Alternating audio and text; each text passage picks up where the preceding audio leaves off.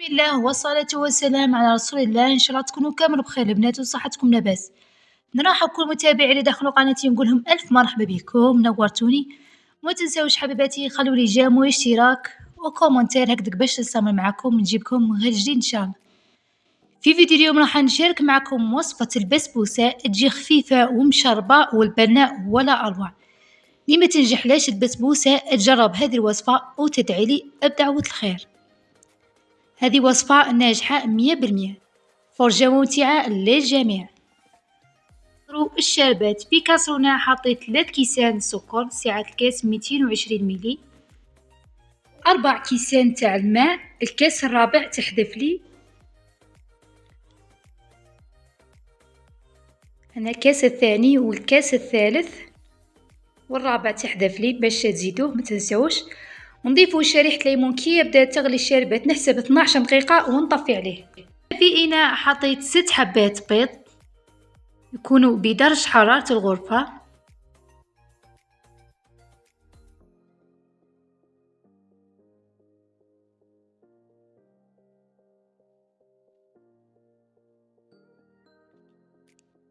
ونضيفوله كاس سكر ورشة ملح والزاز تاع الليمون.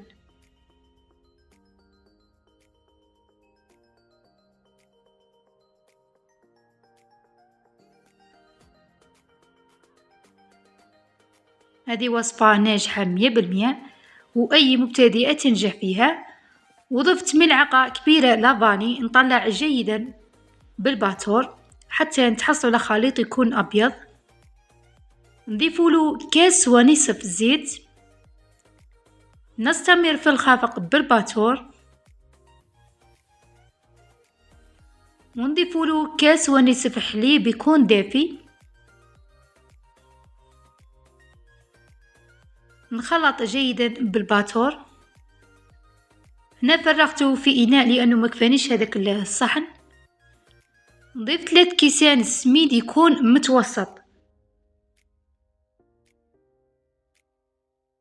لازم السميد يكون متوسط لأنه الخشن ما تجيكش هذيك بسبوسة، تجيك شغلك تخمي في قلب اللوز. ونضيف 4 ملاعق كبار جوز الهند،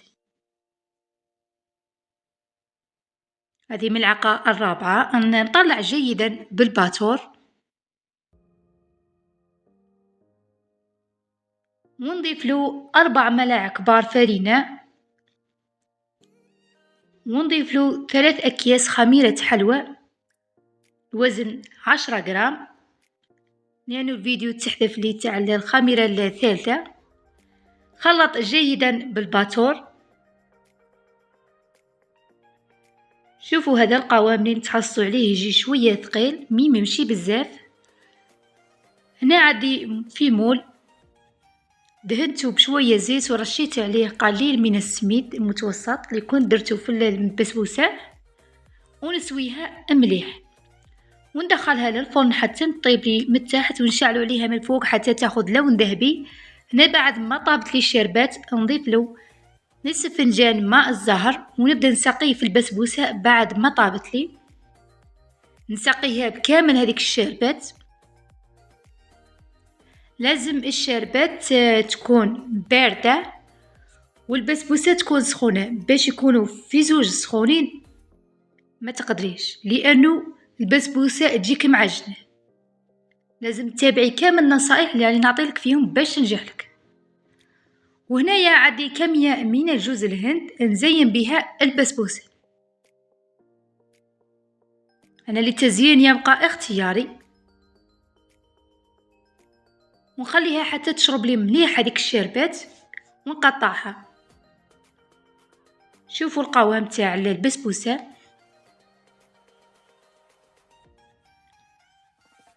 وهذه البسبوسة اللي كنت شاركتها معكم تجي شكلها ولا أروع، وزينتها من فوق بحبة تاع كرز. أنا للتزيين يبقى اختياري. نقسم معكم حبة باش تشوفوا البسبوسة. شوفوا تجي بزاف بنينة ومشربة، تجي بنة ولا أروع. وأي مبتدئة تنجح في هذه الوصفة. جربيها وادعي لي ودعوة الخير.